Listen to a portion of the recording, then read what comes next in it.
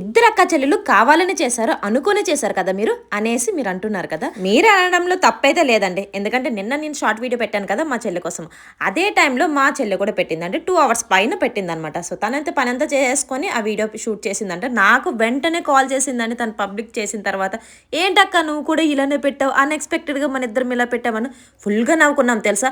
ఇదంతా చూసి మీరేమో కావాలని మీరు చేశారు, మీరు ఒకరికొకరు మాట్లాడుకొని ఒకటే వీడియో పెడుతున్నారు ఏంటనేసి ఒకటే కామెంట్స్. మీరు ఎలా చూసి షాక్ అయ్యారో మేము కూడా అలానే చూసి షాక్ అయ్యాము. ఒకవేళ ఇద్దరం కలిసి ఒకే కంటెంట్ మీద మేము వెళ్తే కనుక మీరేమనుకుంటారు, అబ్బా అక్కని చూసి చెల్లెని చూసి అక్క ఒకరికొకరు చూసి ఒకటే కంటెంట్ లాగా మాట్లాడుతున్నారు అనేసి ఇంకో చిన్న లాజిక్ మర్చిపోయామండి. ఒకవేళ చూసి చేస్తే కనుక అబ్బా సేమ్ చేస్తున్నారు అనేసి కొంచెం ఈగో అనేది హట్ అవుతుంది కదా, అలా ఎప్పుడు మేమిద్దరం చేసుకోమండి, ఎవరైనా చేసుకోరనమాట ఒకరిని చూసి ఒకరు. అసలు మాకే అనిపించిందండి ఇది ఒక పెద్ద సర్ప్రైజ్ అనేసి. ఎందుకంటే నేను 11 గంటలు పెట్టాను, తను వచ్చేసి 12:30కి పెట్టింది అనుకుంటా. సో తను నా వీడియో చూడలేదు, సో తన కంటెంట్ అయితే తను చేసుకుంది. అక్క ఇంత ఎక్స్ప్లెయిన్ చేయవసరం లేదు అక్క, మాకు తెలుసులే అక్క అనేసి అనుకుంటారు కదా. సో ఇక్కడ నేను పాలకూర పప్పు చేశానండి, ఇలా ట్రై చేయండి చాలా బాగా సక్సెస్ అవుతుంది. అండ్ ఇక్కడ నేను వింటర్ వచ్చేసిందండి, ఎంత చలి ఉందంటే ఫ్లెక్సిబుల్ అనమాట. ఇవి ఇంట్లో చెప్పులు అయితే వేసుకుని తిరగలేం కదా, బట్ తప్పదండి ఇంట్లో కంపల్సరీ చెప్పులు వేసుకోవాలి, ఎందుకంటే వింటర్ వచ్చేసింది కదా. ఇవైతే చాలా బాగున్నాయండి, సాక్స్ టైప్ వస్తుంది, ఫ్లెక్సిబుల్ అనమాట. ఒక పేరు వచ్చేసి 86 పైగా వచ్చేస్తుందండి, చాలా రీజనబుల్ ప్రైస్. ఇక్కడ ట్యాగ్ చేశానండి తప్పకుండా.